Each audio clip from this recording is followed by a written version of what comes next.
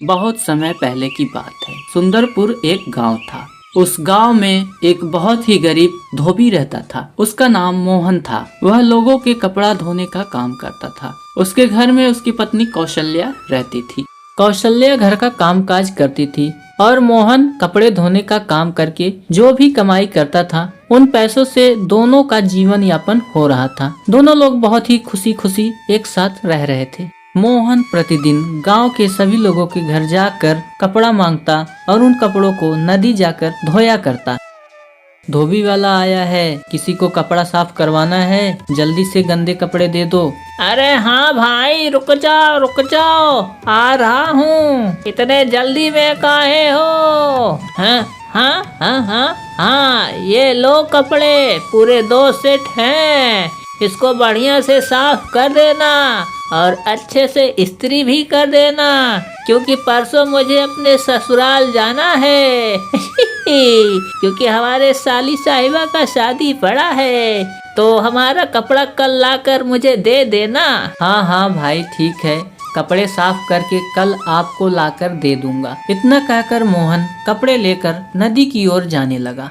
नदी पहुंचने के बाद मोहन कपड़ों को धुलता है। कपड़े धुलने के बाद उसे सूखने के लिए वहीं जमीन पर फैला देता है। कुछ देर बाद जब कपड़ा सूख जाता है तो मोहन कपड़े को उठाकर घर चला जाता है। घर पर मोहन कपड़े को इस्त्री करता है। दूसरे दिन जब सुबह होती है तो मोहन कपड़े लेकर अपने ग्राहक को देने जाता है। ये लो भाई, आपका कपड़ा बढ़िया से साफ करके इस्त्री कर दिया है। अरे वाह मोहन, तुमने कपड़ा बहुत बढ़िया साफ किया है। तुम्हारी मजदूरी कितनी हुई? 50 रुपया हुआ है। ये लो तुम्हारे पैसे। मोहन पैसे लेकर दूसरे ग्राहक के घर जाता है। इसी तरह कुछ साल बीतने के बाद कौशल्या गर्भवती हो जाती है। मोहन और उसकी पत्नी कौशल्या दोनों बहुत ही खुश थे। एक दिन रात का समय था। मोहन और कौशल्या घर में अकेले थे। सुनो जी, तुम कहाँ हो? जल्दी से मेरे पास आओ। मेरे पेट में बहुत तेज दर्द हो रहा है। ऐसा लगता है मेरी जान नहीं बचेगी। जाकर दाई माँ को बुला लाओ। कौशल्या, तुम थोड़ा धैर्य रखो। बाहर बहुत तेज बारिश हो रही है। बारिश जैसे ही कम होता है मैं दाई माँ को जाकर बुला लाऊंगा। ठीक है, मगर थोड़ा जल्दी करना।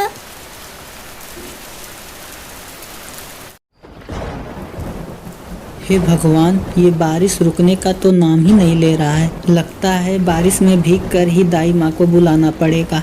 कुछ देर बाद मोहन दाई माँ को बुलाकर लाता है। दाई माँ घर के अंदर चली जाती हैं और मोहन वहीं दरवाजे पर खड़ा होकर इंतजार करने लगता है। कुछ देर के बाद बच्चे की रोने की आवाज़ सुनाई देती है। यह आवाज़ सुनकर मोहन बहुत ही खुश हो जाता है। वह जल्दी से घर के अंदर चला जाता है। बेटा मोहन, प्रसव के समय कौशल्या मर गई। बेटी हुई है को। नहीं दाई माँ, ऐसा नहीं हो सकता। हे भगवान, ये क्या हो गया? अब मैं क्या करूँगा? ऐसे ही कई वर्ष बीतने के बाद मोहन की बेटी सौम्या अब बड़ी हो चुकी थी। वह देखने में बहुत ही काली और बदसूरत थी। सौम्या के पैदा होने के तुरंत बाद ही कौशल्या की मृत्यु हो गई थी, जिसकी वजह से गांव के सभी लोग सौम्या को मनहूस समझते थे। सौम्या का रंग रूप काला और बदसूरत होने की वजह से गांव के सभी लोग उससे बहुत ही घृणा करते थे। छी छी छी छी, न जाने कहां से ये बदसूरत सामने पड़ गई। अब इस मनहूस की वजह से मेरा पूरा दिन खराब जाएगा। हट सामने से। बेचारी सौम्या सभी लोगों की कड़वी बातें सुनकर सह लेती और किसी को पलटकर जवाब नहीं देती थी। सौम्या धीरे धीरे विवाह के योग्य हो चुकी थी, जिसकी वजह से मोहन को उसकी बहुत ही चिंता खाए जा रही थी। हे भगवान, न जाने कौन मेरी बेटी से ब्याह करेगा। इसका रंग रूप इतना काला और बदसूरत है, कोई लड़का इससे शादी नहीं करेगा। हे भगवान, मैं क्या करूं? मोहन सौम्या के विवाह को लेकर बहुत ही चिंतित रहता था। एक दिन मोहन कपड़े को साफ करने के लिए नदी गया हुआ था।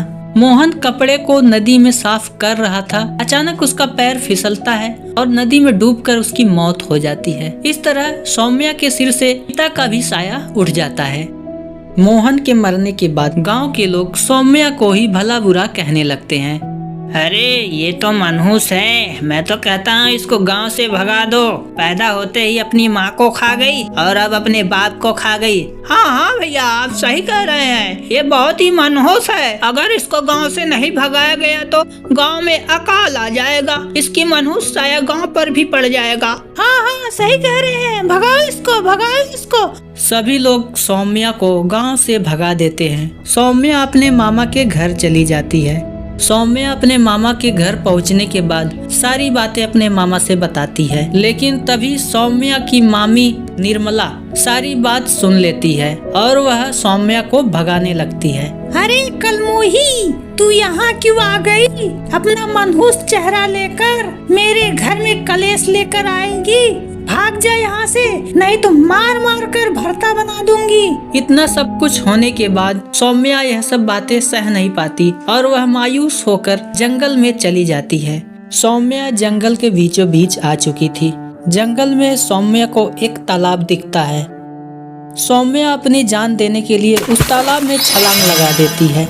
जैसे ही सौम्या उस तालाब में छलांग लगाती है, सौम्या एक राजकुमारी के रूप में बदल जाती है। सौम्या का रूप रंग अति सुंदर हो जाता है, वह एक राजकुमारी के भेष में बदल जाती है। तभी अचानक तालाब से आवाज आती है, यह पवित्र जल कुंड है। इस कुंड में जो भी मन का पवित्र व्यक्ति इस कुंड में स्नान करता है उसका भाग्य बदल जाता है। सौम्या, तुम मन की बहुत ही पवित्र हो, इसलिए तुम्हारा भाग्य बदल गया। जाओ, तुम्हारा राजकुमार इंतजार कर रहा है। इतना सुनते ही सौम्या वहाँ से चली जाती है। कुछ दूर आने के बाद सौम्या को जंगल में एक राजकुमार मिलता है। तभी राजकुमार सौम्या से कहता है, हे सुंदरी, तुम कौन हो और इतने घने जंगल में अकेले क्या कर रही हो? सौम्या सारी घटना राजकुमार से बताने लगती है।